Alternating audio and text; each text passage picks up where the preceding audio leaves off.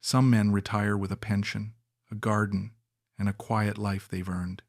Chester Barlow retired with 50 years of legal expertise, a modest flat in London, and a savings account he'd spent a lifetime building. He knew the law the way most men know their own reflection, every line, every loophole, every danger. And yet, in a sun-drenched city on the other side of the world, a woman with a laminator and a forger's steady hand walked him straight through all of it. This is the story of how a retired lawyer lost $470,000 in the one thing no court could ever give back. The day I handed over the first signed document, I remember thinking how clean everything felt, how official. The paper was heavy stock, the kind that costs money to print. The seal in the corner looked right. The notary stamp looked right. Paisley's signature was neat and confident, and she slid the folder across the table like she'd done it 100 times. She probably had. Chester, she said, and she always said my name like it was the most natural word in the world. This is just the first step. Once this transfer goes through, the property is protected under both names. It's the safest arrangement in the country. I nodded. I actually nodded. 50 years of law. 50 years of telling clients to read everything twice. Verify everything independently. Trust no document you haven't traced back to its source yourself. And I nodded. I want you to understand something before I go any further. I'm not a fool. I have never been a fool. I argued cases before the High Court. I negotiated contracts that protected companies worth hundreds of millions. I trained junior solicitors for decades, and the first thing I always told them was, the document is only as good as the hands that made it. I said that, those exact words, and then I sat across from Paisley Reyes in a hotel meeting room in Manila and forgot every single one of them. I first came to the Philippines in the spring of 2019. My wife Margaret had died 2 years before cancer, swift and merciless, the kind that gives you just enough time to say goodbye and not enough time to prepare. After she was gone, the flat in Kensington felt like a building someone else lived in. Every room had a version of her in it. The kitchen had her handwriting on the recipe cards still pinned to the board. The bedroom had her reading glasses on the nightstand because I couldn't bring myself to move them.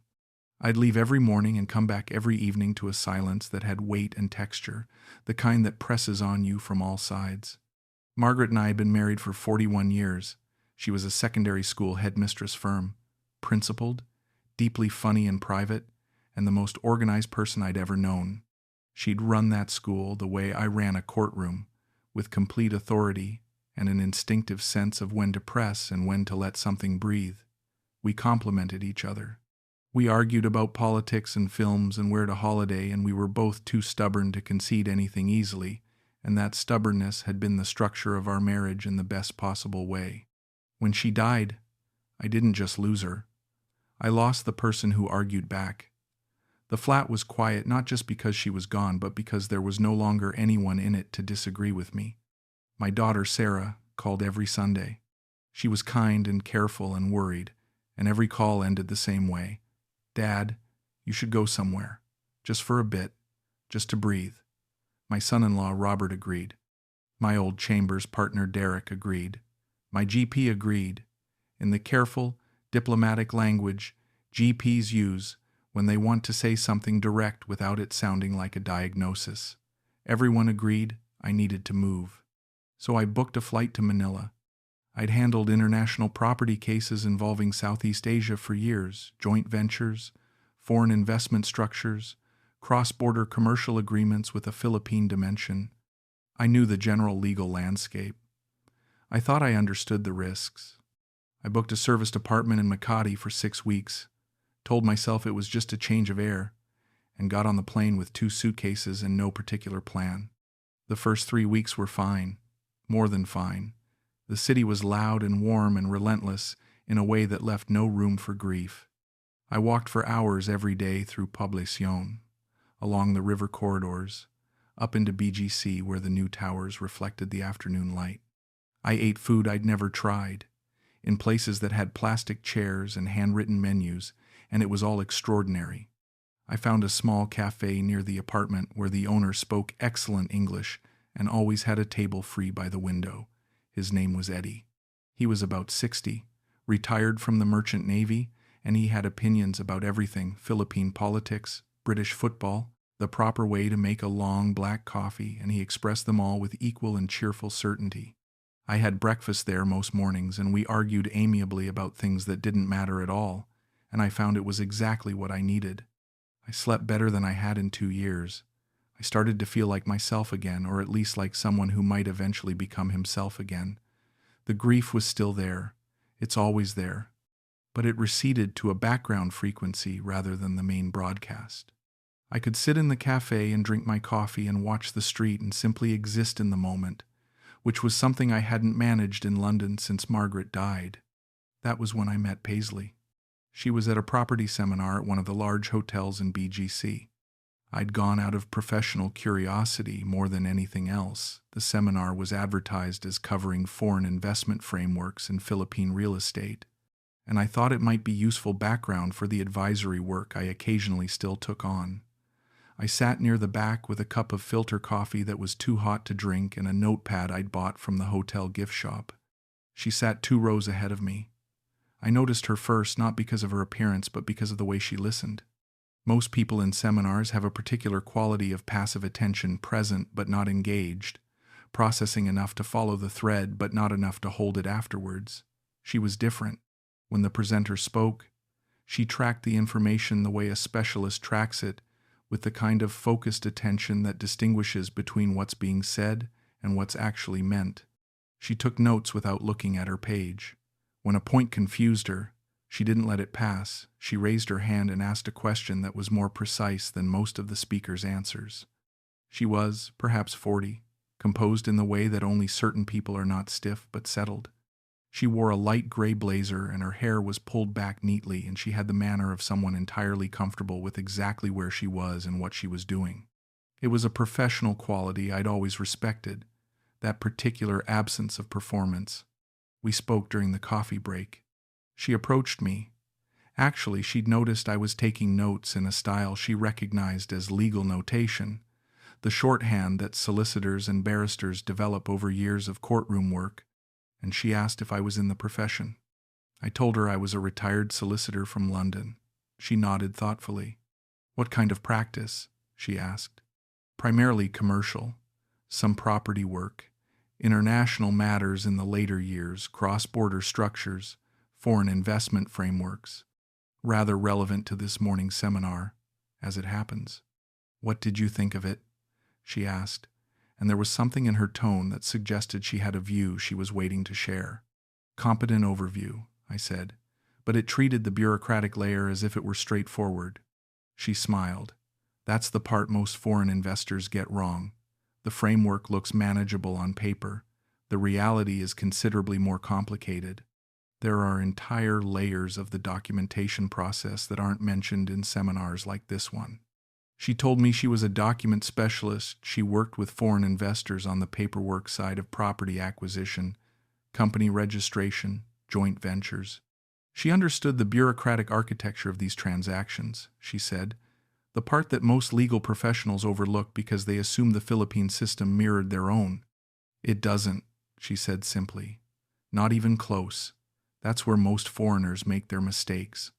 They bring their professional confidence with them and apply it to a system they don't fully understand, and the gaps are where things go wrong." I found this interesting rather than cautionary, which tells you something about where my head was. We exchanged numbers at the end of the seminar.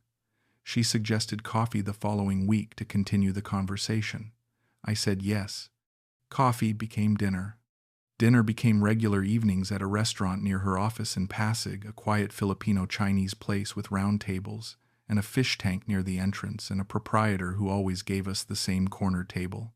She was intelligent and measured and careful with her words in a way I'd always found attractive.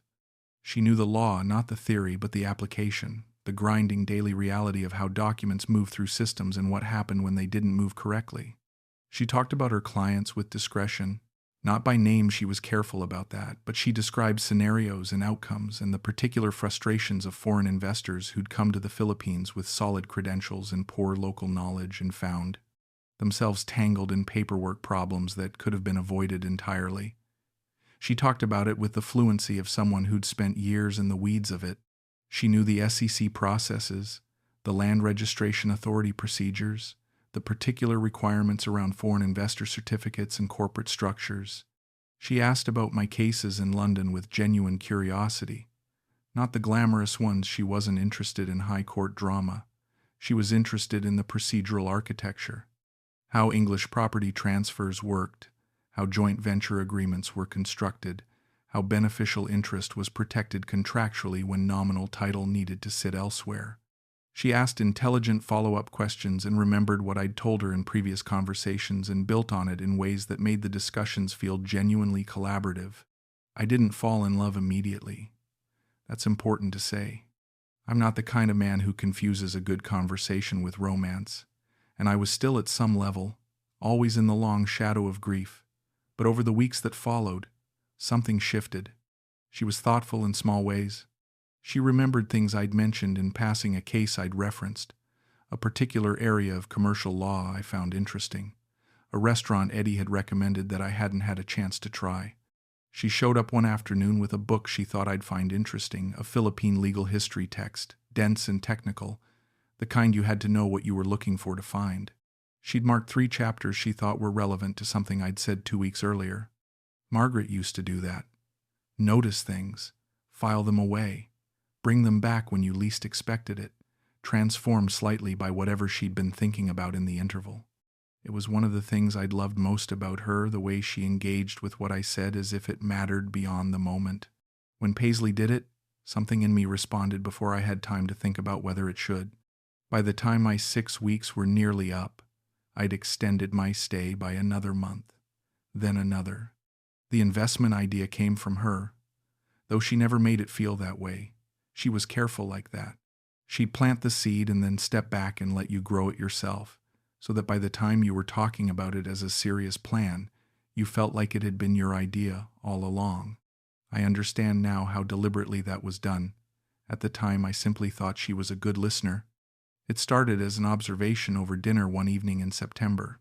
She mentioned casually that she'd been involved in several joint venture property acquisitions where foreign investors had done extremely well, not because the market was particularly hot, but because the right local structure protected the investment properly.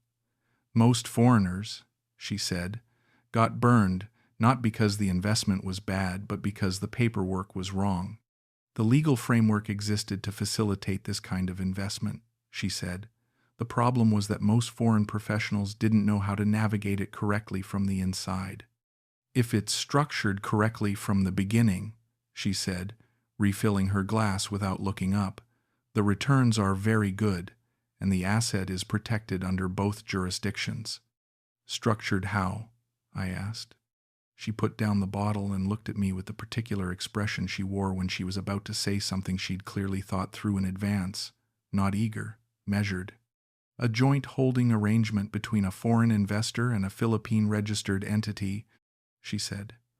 The investor retains beneficial interest through a series of notarized agreements. The Philippine entity in this case, a company I would help establish, holds the nominal title as required under the anti-dummy law, but the foreign investor's rights are preserved through a layered contractual structure that's been tested in court. It's legitimate. It's actually the preferred mechanism for investors who understand the system. It sounded plausible. Not because I wasn't listening, I was listening closely, the way I always listen when legal architecture is being described to me. The anti-dummy law reference was correct. The structural description bore a genuine resemblance to mechanisms I'd read about in academic analyses of Philippine foreign investment law. She used the right vocabulary without overdoing it. She didn't try to impress me with jargon. She explained it calmly and let the logic carry itself. "And you've executed this kind of structure before?" I asked. "Many times," she said. "The documentation side is what I do. The legal framework was there before I started using it. I just know it very well." I told her I'd think about it. I thought about it for 3 weeks. I went back to the academic papers. I looked at the Land Registration Authority website. I reviewed what I knew about corporate structures under Philippine law and compared it against what she'd described. The framework she'd outlined was consistent with legitimate practice, not identical to any specific documented structure I could find, but consistent enough to seem like a variation on real mechanisms.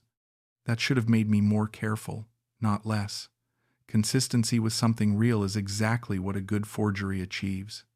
During those 3 weeks, she brought the investment up exactly once, not to push, but to mention that she'd had another client express interest in the same property block and she wanted to make sure I had the information I needed to decide. She said it without pressure or urgency, as if she was simply passing along a scheduling note, and then moved on to something entirely different. No follow-up, no lingering. Just information, offered once, and then left alone. I called Derek back in London. He was a property specialist, and I trusted him completely. We'd been in chambers together for 20 years, and I'd have trusted his legal judgment over my own in a property matter. I described the general framework without giving him Paisley's name or the specific documents. I didn't have them yet, and he said it sounded like something he'd seen work before in Hong Kong and Singapore. Standard enough offshore holding structure adapted to local requirements, he said. It's done all the time, as long as the paperwork is properly sourced and independently verified. Independently verified. He said those exact words. I heard them. I'm certain I heard them because I've played that phone call back in my memory many times since. I filed the words in the back of my mind and left them there. I told Paisley I was interested. She said she was glad and that she'd begin preparing the documentation. It would take a few weeks to get everything in order. She said she had a solicitor in Makati. She mentioned his name, gave me the name of his firm who would handle the formal registration side. He was very experienced with this type of structure, she said. He'd handled dozens of similar transactions. I should have said, I'd like to meet him myself before we proceed, so I can verify his credentials independently and discuss the transaction directly. That's what I should have said. That's what any solicitor advising a client in this situation would have told them to do on day one. Instead, I said, that sounds fine. I told myself her contact would be adequate. I told myself I was capable of reviewing the documents myself once they arrived. I told myself that my professional caution, applied to the documents when they landed, would catch anything that needed catching. That was the crack. That was the precise point where the whole thing began its quiet collapse, months before I knew enough to notice. The first set of documents arrived in a folder 2 weeks later. Paisley brought them to the restaurant in Pasig, the same corner table, the same fish tank, the same proprietor who nodded as we came in. She set the folder on the table between us and didn't open it immediately. She ordered her usual, and we talked for a while about something else entirely, an article she'd read about a Supreme Court decision involving a foreign investor dispute, and then she slid the folder across to me. Take your time, she said. There's no rush tonight. Read through everything, and if you have questions, I'll do my best to answer them. I took the folder back to my apartment and spent an evening reading through it carefully. 2 hours, maybe more. I went through every page. The documents were comprehensive. The company registration certificate bore a 6-digit SEC number and an official seal that looked precisely right, the correct design, the correct proportions, the correct placement of the commissioner's signature. The joint venture agreement was 23 pages long, correctly formatted, referencing specific provisions of the Foreign Investments Act and the Corporation Code, with citations that checked out when I looked them up. The beneficial interest declaration was structured correctly. The notary pages bore commission numbers and roll of attorney numbers and red ribbon seals and date stamps. There were things I should have queried. I know that now with the complete clarity that comes too late. Certain registration numbers, when I should have cross-referenced them against the SEC's online public register, which is freely accessible and takes approximately 4 minutes to search, didn't follow the exact formatting sequence for companies registered in that period. The notary commission number on the third document would have resolved to a different province than the one where the document was supposedly notarized if I'd checked it against the Supreme Court's roll of notaries. The beneficial interest declaration bore a date that was 3 days before the company formation certificate it was supposedly derived from, which was a sequencing error that should have leapt off the page. I noticed none of this at the time. I've been brutally honest with myself about why. It wasn't that the documents were so perfect I couldn't have seen the flaws. The flaws were there. They were findable. They required exactly the kind of rigorous, independent, line-by-line verification that I would have demanded of any client in my care. What they required was for me to sit down with the documents in the mode of a suspicious professional rather than a satisfied investor. I was not in the mode of a suspicious professional. I was in the mode of a man who had already decided, at some level below conscious thought, that the documents were going to be in order. I was reviewing them to confirm what I'd already concluded, not to investigate whether my conclusion was correct. That is the most fundamental error a legal professional can make, and it is an error I had warned against in every training context I'd ever been part of, and it is exactly what I did. I signed the first document the following morning, a declaration of intent to invest, accompanied by an initial deposit of £50,000 transferred into the registered company account, an account held at a real bank, at a branch I could have walked into, at an institution whose legitimacy was not in question. The account was real, the bank was real, the money went somewhere real and was then moved with considerable speed into places I could not trace. I remember how ordinary the transfer felt. Routine. I'd moved larger sums in a single client transaction many times in my career. I called the international payments line at my London bank, gave the account details, authorized the transfer, and received a confirmation number. Done. Perfect, Paisley said when I told her that evening. The next stage will be the formal property transfer agreement. Once that's executed, we can move to the joint venture registration and the holding structure locks into place. It should take about 3 weeks for the next document set to be prepared. She was as calm as she always was, as composed, as unhurried. Over the dinner that followed, she talked about a trip she was planning to visit her sister in Cebu over the holidays. She asked about my Christmas plans. She asked whether Sarah would be coming to visit in Manila or whether I'd be going home to London. I said I wasn't sure yet. It was the first time I'd thought seriously about what Christmas looked like this year, and it occurred to me, sitting at that corner table with the fish tank gurgling in the background, that I was in no particular hurry to go back to Kensington, that the flat would be cold and the streets would be gray and the absence of Margaret would be most acute at Christmas, when the recipes came out and the decorations needed to go up and there was nobody to argue with about whether the tree should go in the front room or the bay window. I told Paisley I might stay in Manila through January. She smiled and said she was glad. Over the next 4 months, there were more documents, more signatures, more transfers. Each time, a folder appeared. Each time, I read through it carefully in the way that I now understand means nothing if you are not reading for the right things.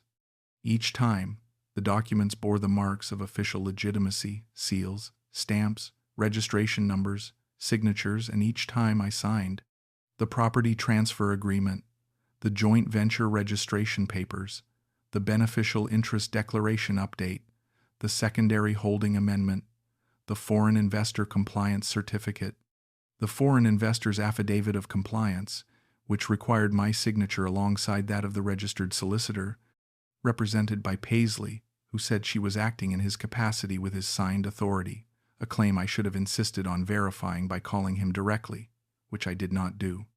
Each transfer felt like a step in a process rather than a loss. That's the thing about fraud constructed this way, it doesn't feel like money leaving. It feels like money being moved from one pocket to another, from a savings account in London to an investment structure in Manila, from sitting idle to working, £50,000, then £80,000, then £120,000. Then another £90,000. When Paisley explained the holding structure required an additional capitalization to meet the regulatory thresholds for foreign investor certification, a requirement she described calmly and with the correct vocabulary, and which I accepted without question. Then £60,000 for stamp duty and transfer fees payable to the relevant government offices, supported by a fee schedule that looked exactly like an official government document because someone had gone to very considerable trouble to make it look exactly like one. In total, over those 4 months, I transferred £370,000, At the prevailing exchange rate at the time of the transfers, that amounted to just over $470,000. I know the number precisely. I've known it from the moment I sat down and added it up, which I did in my apartment in Makati on a Wednesday morning in November while the city moved outside my window, and I tried to understand how I'd arrived at this particular accounting of my own mistakes. Sarah called in October before all of it unraveled, when I was still in the comfortable middle of the thing. She asked how the investment was progressing. I told her it was going well, all the paperwork was in order, the structure was sound, the asset would be formally registered within the next few weeks. She asked if I'd had anyone else look at the documents. I told her I'd reviewed them myself. There was a pause on the line. "Dad," she said, "you always told me never to be your own solicitor." "I'm not being my own solicitor," I said. "I'm reviewing documents I'm entirely qualified to review. There's a difference. Is there a solicitor on the other side? Someone independent you've spoken to?" "Paisley has a contact handling the registration. He's experienced with this type of structure." "Have you met him?" I paused just slightly too long before I answered. "Not yet. There's been a scheduling difficulty. It'll be sorted in the next few weeks." She didn't push. She trusted me. I was her father and I was a lawyer, and she trusted that those two things together meant I understood what I was doing. She said she loved me and told me to eat properly, and we ended the call the way we always ended calls, with her asking what the weather was like and me telling her it was warm and her saying she envied me. I still think about that pause, the one on my end when she asked if I'd met the solicitor. I think about what I heard in my own silence, not evasion exactly, but something close to it. The sound of a man who already knew, at some level, that the question had an answer he didn't want to look at directly. I didn't look at it. I put the phone down and went back to the life I was living in Manila, which had become comfortable and warm and full in ways that Kensington had not been in a long time. And I did not look at that answer until November forced it in front of me. The first sign that something was wrong came on a Tuesday morning in November. I'd asked Paisley to arrange a meeting with the solicitor in Makati, her contact, who was handling the registration side, because I wanted to review the final completion documents before signing. She'd been mentioning for 2 weeks that the final papers were nearly ready. I wanted to sit in a room with the solicitor directly and go through everything myself, page by page, the way I should have done at the beginning. She said he was traveling for the week. Could we push it to the following Monday? Monday arrived. She said something had come up with another client, and could we make it Wednesday? Wednesday, she texted me in the morning to say the solicitor had been called to a hearing, and could we try again the following week? I didn't panic, not yet, but something that had been sleeping quietly in the back of my mind began to stir.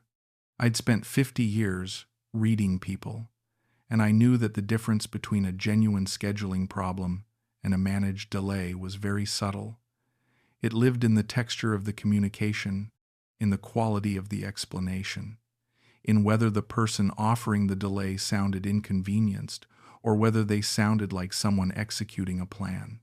Paisley was starting to sound like someone executing a plan.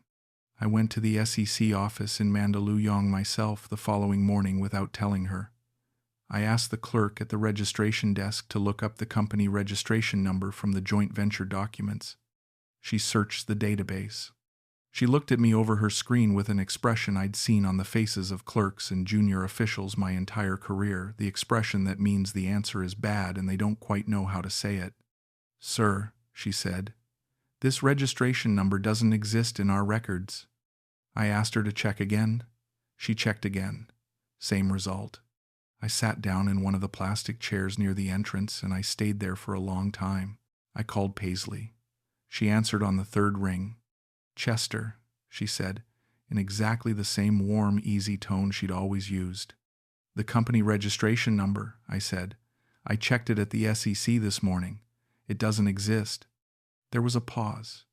Not long. 2 seconds, maybe 3. The kind of pause you can only hear clearly when you know exactly what you're listening for. "Oh," she said, "that's strange. There must be an error in their database. These things happen with new registrations. The update cycle can lag behind the actual filing date. I can call the office and clarify." "Paisley," I said quietly, "I've practiced law for 50 years. I know what a database error sounds like, and I know what a forged registration number sounds like. Another pause. Longer this time. I think there may have been some confusion with the documents my contacts prepared, she said, and her voice was still smooth, still composed, but something had gone out of it. Some warmth that I now understood had been performance. Let me make some inquiries and come back to you this afternoon. She never came back to me that afternoon. Her phone was answered by a different voice the following morning, a man who said the number had just been registered and he didn't know any Paisley Reyes. Her office in Pasig, when I went there, turned out to be a serviced co-working space where she'd rented a desk by the month. The woman at the reception desk said she'd moved out 3 weeks ago.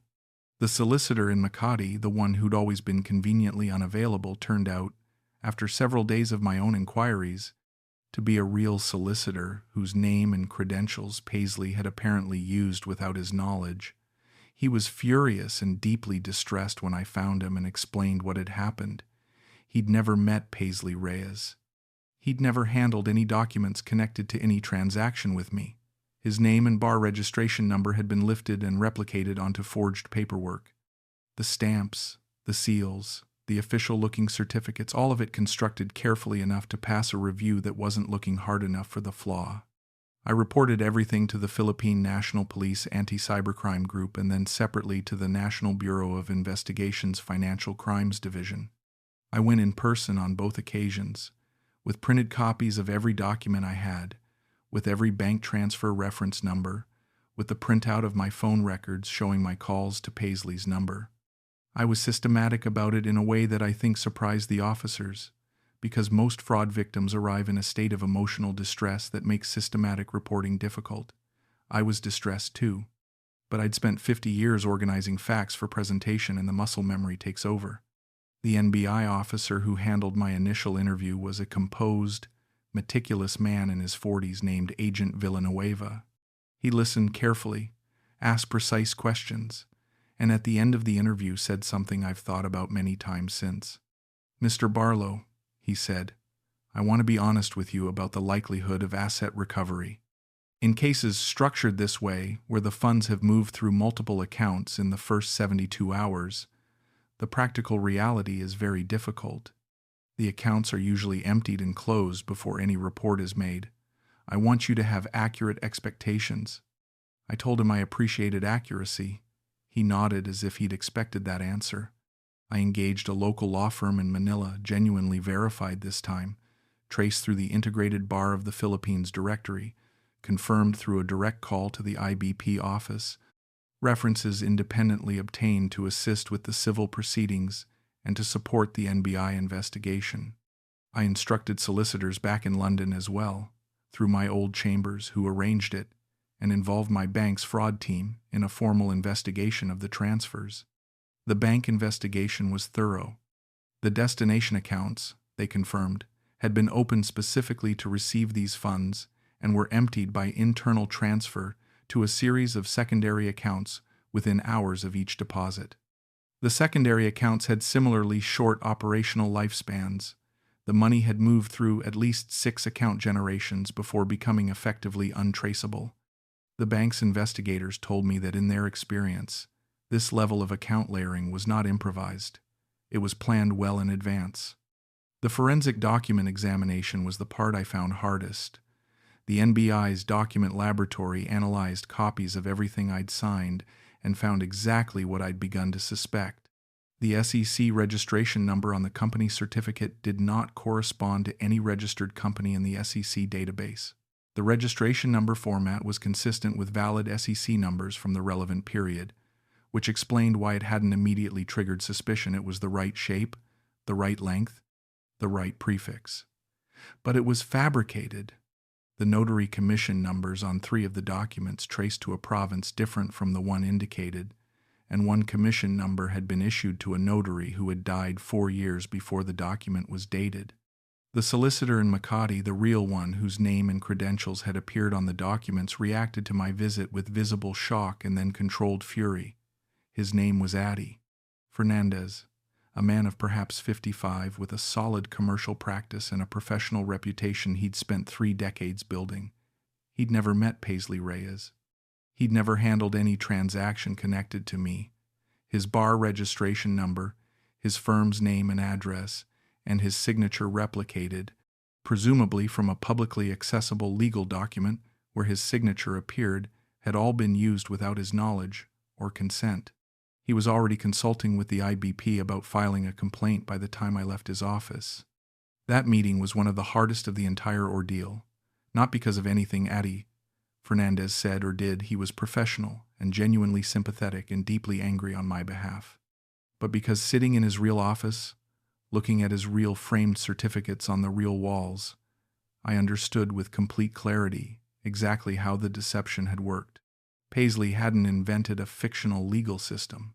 She'd taken real elements of a real system, real laws, real procedures, real names, real institutional designs, and built false documents within them.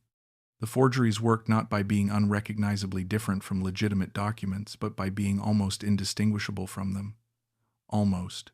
The difference was the kind of difference you find only if you are specifically looking for it in the right places. I was not looking. That is the only explanation, and it is completely insufficient, and it is the truth. Sarah flew out to Manila.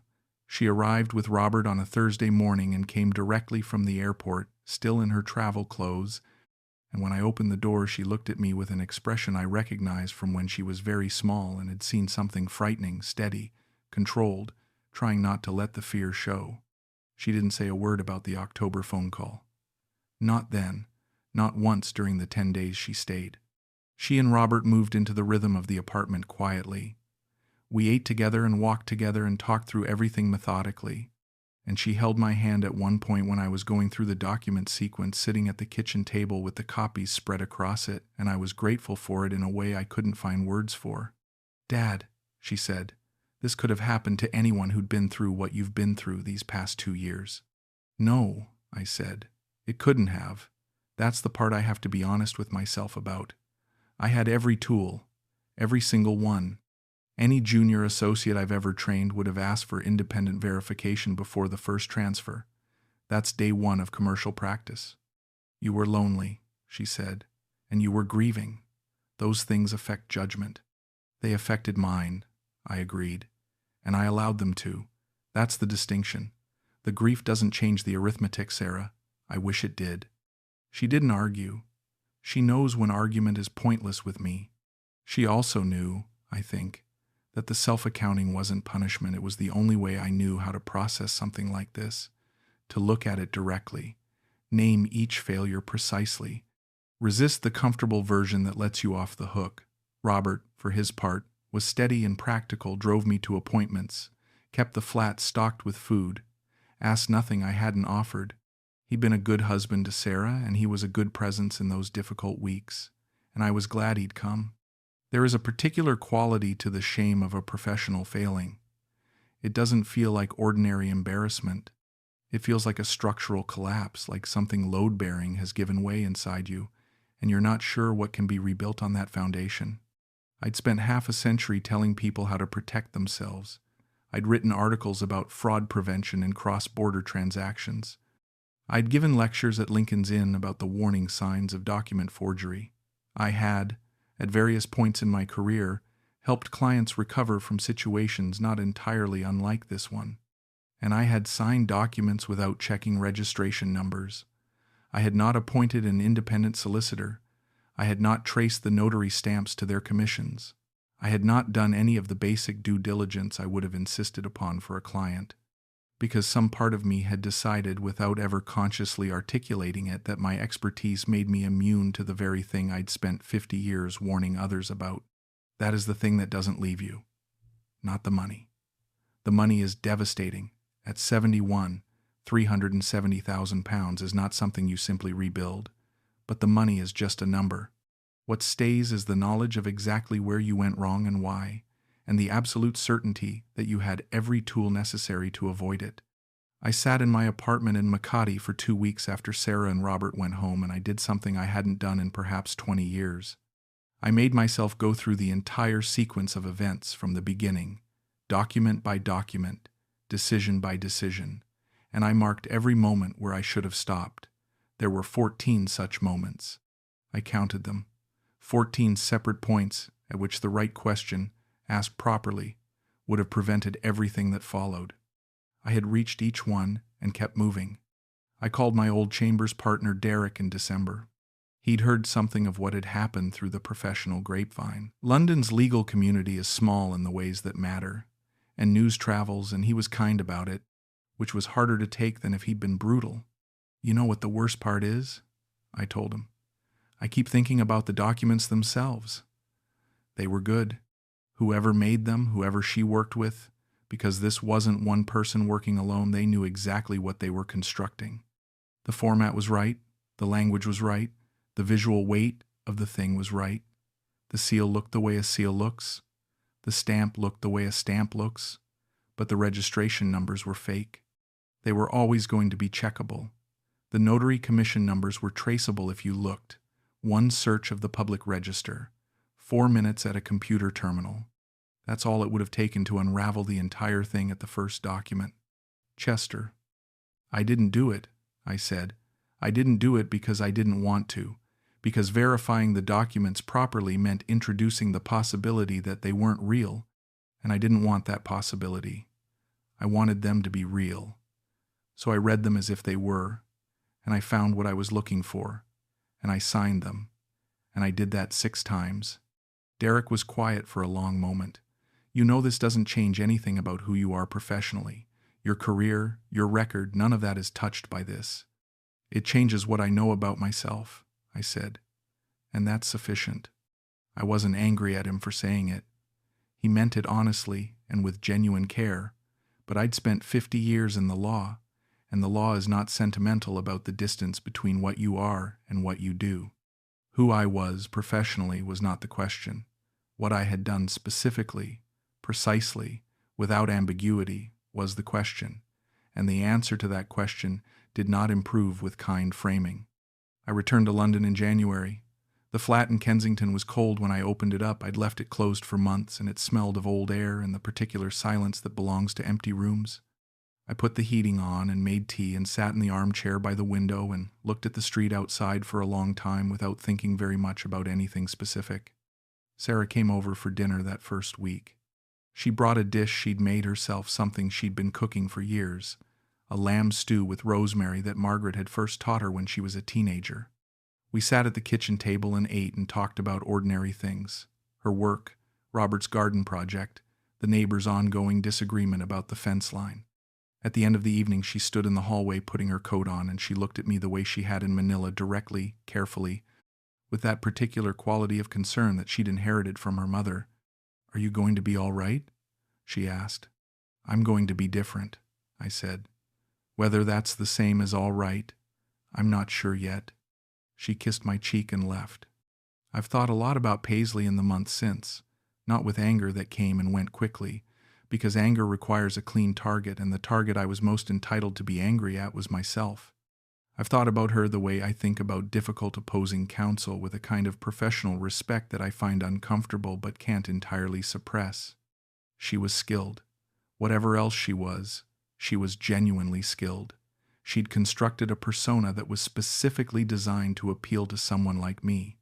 The professional competence, the measured demeanor, the precise legal vocabulary, the patience, the way she never pushed, never rushed, always let the process feel like my own idea. She'd understood that the way to get past a lawyer's defenses wasn't through charm or emotion, but through professional credibility. She'd made herself into a colleague, not a romantic interest. That was the real con. I was lonely, yes. The loneliness made me more vulnerable to connection, but it wasn't the loneliness that made me sign the documents. It was the professional vanity that told me I didn't need to verify what I could see clearly enough with my own eyes. She found that vanity, and she pressed on it gently and steadily for months until it opened the door. I still practice, in a limited way. I took on a few consultancy engagements earlier this year, nothing demanding, just advisory work for an old client who needed someone with my background to review some contracts.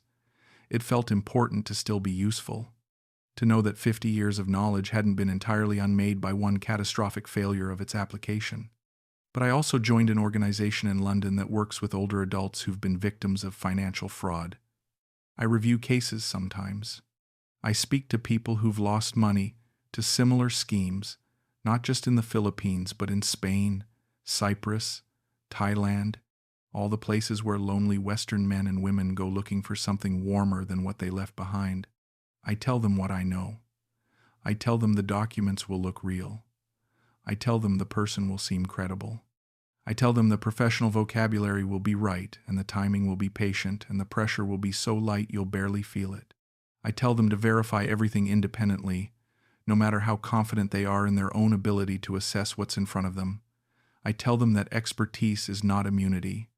I tell them that wanting something to be true is the most dangerous kind of blindness because it feels like clarity. I tell them I know this because I lived it. A retired solicitor of 50 years who signed, forged documents and wired £370,000, $470,000, to a woman whose real name I still don't know, in a city I'd only ever planned to visit for 6 weeks. Some nights I sit in the armchair by the window and I think about the exact moment I could have stopped it. Not the first moment, there were 14 of those. I mean, the last one. The moment just before I authorized the final transfer, when something in me went quiet for a second. Not alarm. Nothing as clear as alarm. Just a stillness. A faint awareness that I was about to do something that couldn't be undone. I remember it. I remember the feeling of it. And I remember choosing, in that stillness, to believe what I wanted to believe. That's the thing I carry. Not the money, not the professional humiliation, the memory of that moment of stillness and what I did with it. I was 71 years old. I had spent 50 years in the law, and in that moment, I made the choice that a first-year clerk would have known not to make. The $470,000 is gone. It isn't coming back. The investigation is ongoing, but I've made my peace with the likelihood that it ends without recovery.